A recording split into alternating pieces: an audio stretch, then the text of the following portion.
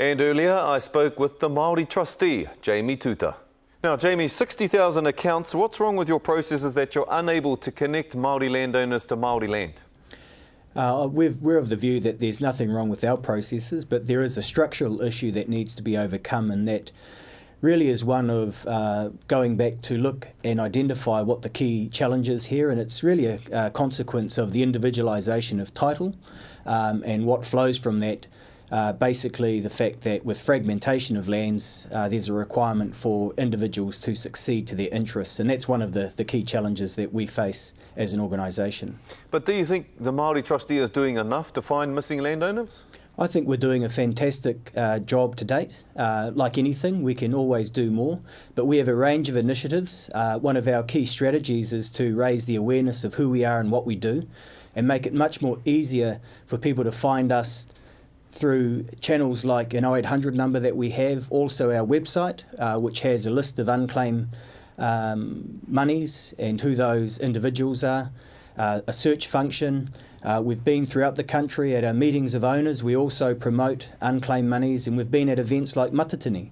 So it's really one of encouraging people to contact us. Linked to that, of course, is whānau taking individual responsibility. And also doing their part to make contact with us. And it is a challenge, but it's something that we're certainly sort of comfortable with what we're doing at present, and really happy with some of the initiatives that we have. 12,000 people log on to your website or visit your website every month. How many of them, of that 12,000 people, have you connected to their land interests? So we don't have the exact amounts because we don't currently track those that sort of connect with our web page and then sort of follow that through. However, the pleasing thing about the fact that we do have 12,000 people making contact with that particular page is the fact that our communication strategy is working, that people are coming to our website, they are utilising the search function. And when I travel throughout the country, people often talk to me about the fact that they've visited the website. They may not have any unclaimed monies themselves, but they know of people that do. And so I continue to encourage them to talk with their whānau, to also come onto the website and then make contact with our office. But people are contacting you, people are visiting the website, but they're still not actually, the connection to their land is still not happening. So that's a really important point, Scotty. So that's a consequence of the fact that many of the 60,000 unclaimed, the 60,000 amount in terms of unclaimed monies is a consequence of the fact that many of these interests have yet to be succeeded to.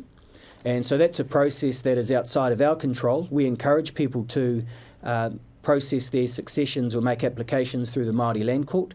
And that's really out of our control, but something we encourage. And it's a challenge because for some, it's not an easy process. So we need to think about ways in which we can make that much more easy for owners, and there's a cost to it. And for some, and this is sort of comments that I've had, they've said, well, it's not a large amount of money, Jamie. You know, we know Koro's interests are there, and for us, the thing that is most important is our connection to the land rather than the unclaimed monies that sit in an account. One of the criticisms is, Jamie, that it's not in your best interest to actively search for unknown owners. What do you say to that? Well, we are actively looking at ways in which we can promote our unclaimed monies list. And so, as I said earlier, we've got a range of initiatives. Our strategy is one of some of those initiatives are more passive than active, though, aren't they? Like a website is a more passive initiative. Free phone numbers are passive initiatives. Probably an active initiative might be the going out to gatherings like Te Matatini and being a face there and promoting the Māori trustee. But a lot of your initiatives are actually passive, aren't they? Oh, it's a combination of both passive and active channels. So we hold a number of meetings of owners throughout the country each year. Through that process, we invite owners to meetings. So for this financial year, for example, we're holding 350 meetings of owners throughout the country. Those owners that have a connection to those blocks will receive notice. We also promote all of those various channels. We run what is called Google campaigns, which have been very successful in terms of those particular advertisements on the web, also through Facebook. Events like Matatini. Last year I did a roadshow throughout the country. I went to all of the regions throughout the country. We had over 2,000 people attend those roadshows, and of course actively encouraging people to make contact with our office and encourage their whānau to do so also.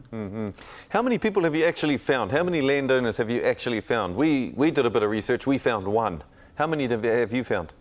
I don't have the exact number, so it varies from time to time. So I know, depending on the sort of particular situation, there are large numbers, but I think, as I said earlier, there's a structural issue here.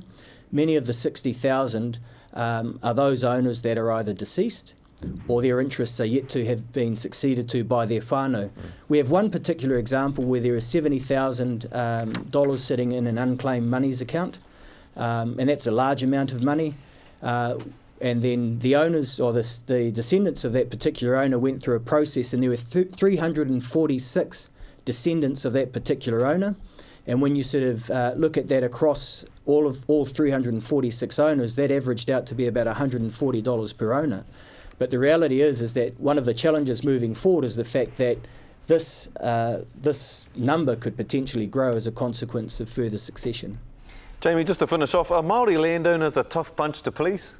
Māori landowners are a fantastic group to work with, and I say that with all sincerity. I mean, it's one of those things. I mean, one of the key aspects of our strategy is encouraging our owners to have high aspirations for their lands and assets. And so I always sort of talk to my staff, and when I travel the country, it's only right that Māori landowners have certain expectations of us in terms of what we deliver and offer.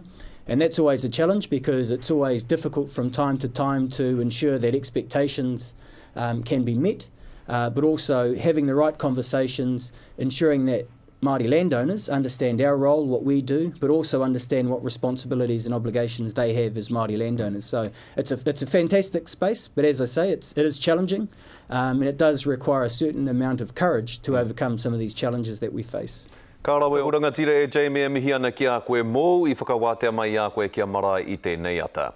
Ka te hae te iwi, if you want to know more, you can find a link on our Facebook page or contact Te Tumu Paeroa on their free phone number 0800 943 682, that's 0800 943 682, or email tetumupaeroa.co.nz.